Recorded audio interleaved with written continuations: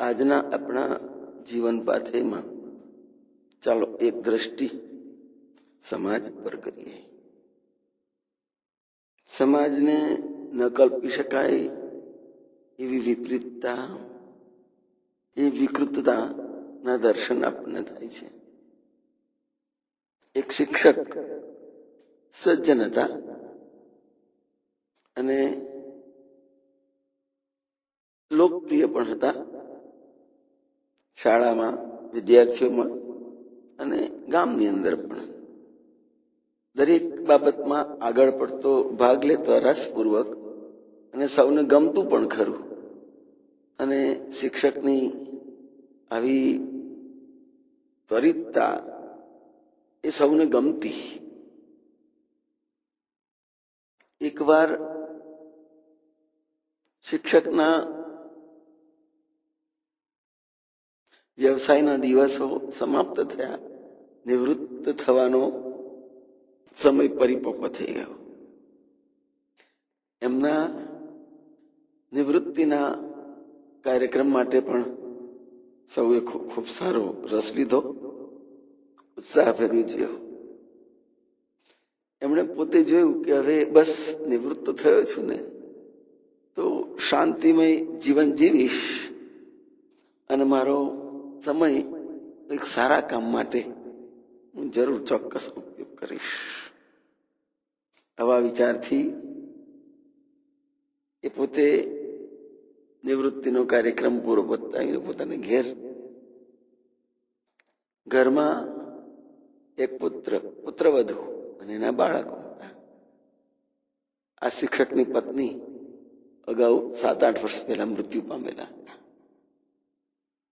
એટલે એને એમ હતું કે હું નિવૃત્તિમાં હું નિરાંતે જીવન જીવી શકીશ અને થોડા સારા કામ પણ કરીશ. પણ નિવૃત્તિના દિવસો શરૂ થયા ત્યાં જ દીકરાની પત્ની પુત્રવધુએ કહ્યું કે પપ્પા, લો ને આટલું દૂધ લઈ આવો ને, છાપું પછીથી વાંચજો, આટલું શાકભાજી માટે કંઈક કરો ને. આમ થોડાક દિવસોમાં જ એવો કાર્યક્રમ મળી ગયો પુત્રવધુ પાસેથી કે સવારે ઉઠીને આ બધું કામ ચાલુ થઈ જાય.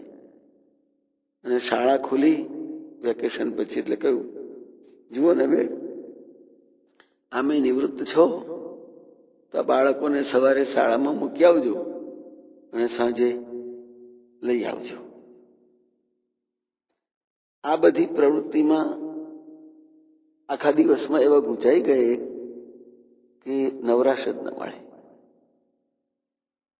એટલે થોડા દિવસ ગયા પછી એના પુત્રએ પણ કહ્યું, પપ્પા, હવે આમ તમારો સમય જતો નથી અને બેઠા છો તો કંઈક બીજું સારું થોડુંક કામ કરો તો આર્થિક રીતે આપણે.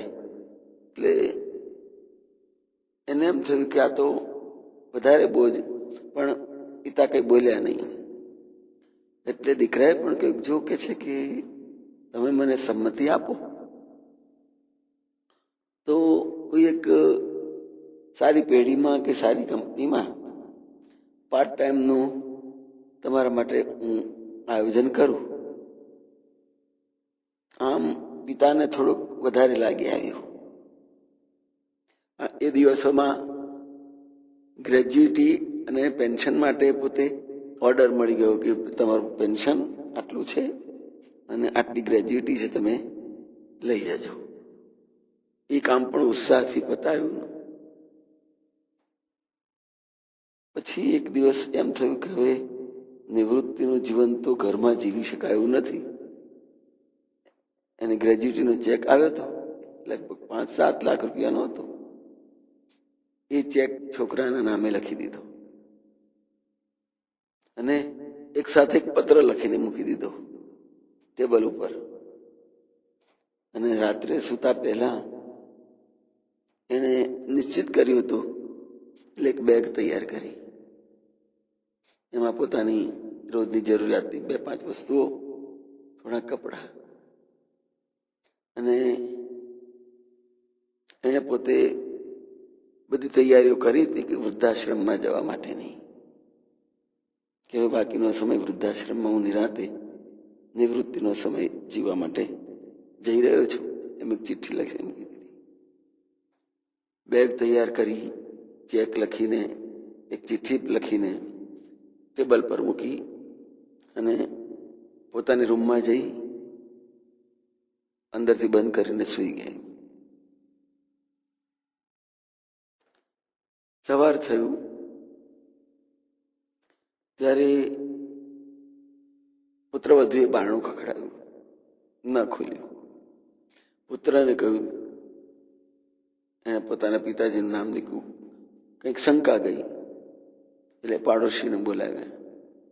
બારણું ઉતાર્યું, અંદર જોયું તો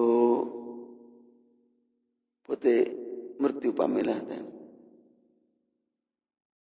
પછી ટેબલ પર જોયું, ચેક લખેલો હતો 7 લાખ રૂપિયા.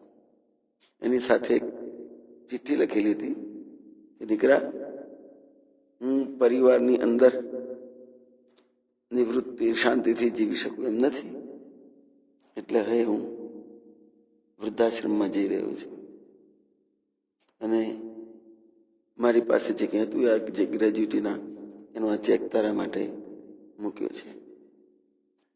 પેલાને એટલો પસ્તાવો થયો, કરે મેં આ શું કર્યું. એમણે જીવનભર મારા માટે કેટલું બધું ઘસાયા છે કે મને ઉછેરવાને સારી રીતે રાખવા માટે પોતે બીજા લગ્ન પણ નહોતા કર્યા. ત્યાર પછી એણે સંસ્કારની બધી વિધિ પતાવ્યા પછી બેગ ખોલી તો અંદર બધી તૈયારીઓ હતી વૃદ્ધાશ્રમમાં જવા માટે. પેલાને એટલો બધો પસ્તાવો થયો, કરે મેં કેટલું બધું ખોટું કામ કરી દીધું. મેં મારી પત્નીને પણ ન સમજાવી શક્યો. અને એની ડાયરીમાંથી લખેલું નીકળ્યું કે અમારો દત્તક લીધેલો પુત્ર છે. આ વાત એને પારાવાર દુઃખ થયું, ખૂબ રડ્યો કે હું દત્તક છું એવું જાણવા દીધું નથી, મને જણાવવા દીધું નથી, અને મારી આટલી બધી સારી રીતે જાળવણી કરીને મને રાખ્યો, સુખી કર્યો, હું ભૂલી ગયો.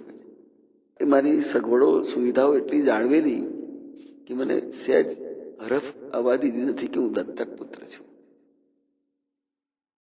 આ જોઈને પોતાના એ આશ્રિત પિતાને માટે એટલો બધો આઘાતિત દુઃખ થયું, એને એટલું બધું પારાવાર દુઃખ થયું કે સહન ન કરી શક્યો.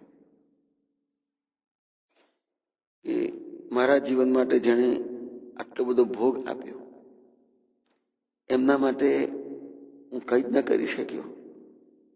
એમને મને ખૂબ શાંતિથી જીવાડ્યો, ઉછેર્યો, પણ મેં એમની પાછલી જિંદગીને, એમની નિવૃત્તિનો બગાડી નાખી. કેટલો બધો અપરાધ કર્યો. એની નિવૃત્તિની જિંદગીને મેં વીખી નાખી. જય મહારાજ.